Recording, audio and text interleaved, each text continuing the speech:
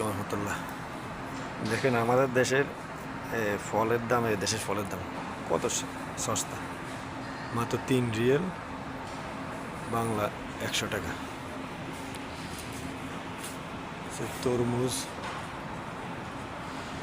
তরমুজের দামও সস্তা, 60 টাকা কেজি।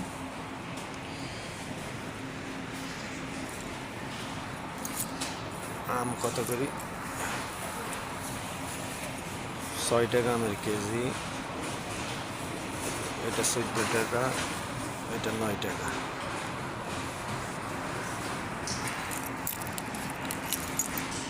অন্যান্য ফল ফেফে